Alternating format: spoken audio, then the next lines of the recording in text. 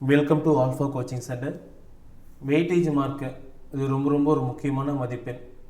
ஏன்னா நம்ம எக்ஸாம் எழுதும்போது பார்த்தீங்கன்னா இந்த வெயிட்டேஜ் மார்க்கை ஆட் பண்ணி தான் வந்து பார்த்தீங்கன்னா உங்களுக்கு ஃபைனல் ரிசல்ட், அதாவது பார்த்தீங்கன்னா ஃபைனலாக வந்து பார்த்தீங்கன்னா சர்டிஃபிகேட் ரிவிஷன் வந்து கூப்பிடுவாங்க. இதை பேஸ் பண்ணி தான் வந்து பார்த்தீங்கன்னா போஸ்டிங் வந்து போடுவாங்க. ஸோ எல்லோரும் வந்து அந்த வெயிட்டேஜ் மார்க்கை கன்சிடர் பண்ணிக்கோங்க, ஓகேங்களா? மைண்டில் வச்சுட்டு அந்த வெயிட்டேஜ் மார்க்கு தகுந்தாப்பில் எக்ஸாமுக்கு வந்து படிங்க.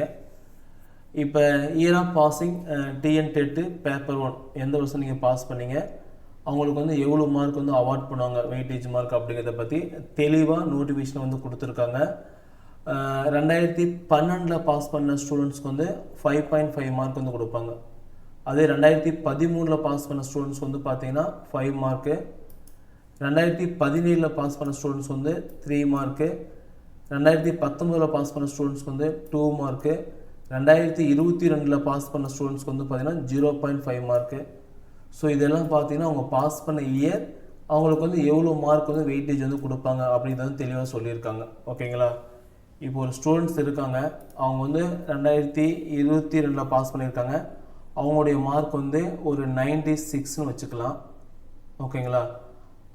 அவங்க பார்ட் பியில் எடுக்கக்கூடிய மார்க் வந்து 96.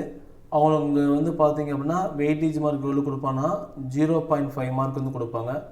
ஸோ ரெண்டையும் நீங்கள் ஆட் பண்ணிங்க அப்படின்னா 96.5 மார்க் வந்து பார்த்தீங்க அப்படின்னா இந்த இயர் பாஸ் பண்ண ஸ்டூடெண்ட்ஸ்க்கு கொடுக்கக்கூடிய மார்க்குங்க. ஸோ அதே ஒரு ஸ்டூடெண்ட்ஸ் வந்து 2012 பாஸ் பண்ணியிருக்காங்க, உங்கள் ஃப்ரெண்டாக கூட கன்சிடர் பண்ணிக்காங்க, அவங்க வந்து ஒரு 91 மார்க் எடுக்கிறாங்க அப்படின்னா அவங்களுக்கு வந்து 5.5 மார்க் வந்து கொடுப்பாங்க. ஸோ ரெண்டையும் ஆட் பண்ணிங்க அப்படின்னா 96.5, ஓகேங்களா? ஸோ இப்போ இருக்கிறீங்க ஒரு 96 மார்க் எடுத்தாலும் சரி, 2012 இருக்கிறீங்க 91 மார்க் எடுத்தாலும் சரி, ரெண்டு பேரும் பார்த்தீங்க அப்படின்னா எப்படி வரீங்க, ஈக்குவலாக தான் வரீங்க.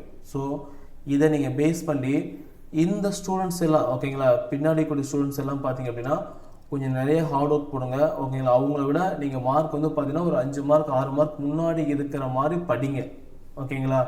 ஸோ கொஸ்டின் பேப்பரை பொறுத்த வரைக்கும் அவங்க தெளிவாக சொல்லியிருக்காங்க. கொஸ்டின் பேப்பர் வந்து பார்த்தீங்க அப்படின்னா தகுதி தேர்வு தனியாக இருக்கும், அதேமாரி வந்து பார்த்தீங்கன்னா இந்த எக்ஸாம் போஸ்டிங் போடக்கூடிய இந்த பார்ட் பி அது வந்து ரொம்ப முக்கியமானது. 10th ஸ்டாண்டர்ட் லெவலில் தரவாக படிச்சுக்காங்க. உங்களால் முடியும் பட்சத்தில் 11th and 12th வந்து படிங்க, ஓகேங்களா? சார் நான் வந்து ஆல்ரெடி படிச்சுட்டேன் சார், 10th வரையும் கம்ப்ளீட் பண்ணிட்டேன், நான் 11th 12th படிக்கிறேன் அப்படின்னா 11th 12th எக்ஸஸாக நீங்கள் படிங்க, ஓகேங்களா?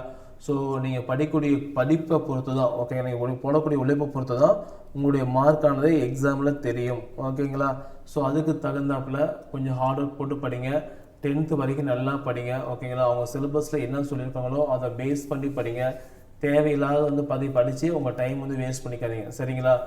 ரொம்ப முக்கியமான எக்ஸாம். இந்த வெயிட்டேஜ் மார்க் வந்து பார்த்தீங்க அப்படின்னா பார்த்து படிங்க, ஓகேங்களா? ஸோ ஏதாவது டவுட் இருந்துச்சு அப்படின்னா கீழே கமெண்ட் பண்ணுங்கள். நெக்ஸ்ட் வீடியோவில் வந்து பார்க்கலாம், சரிங்களா? தேங்க்யூ.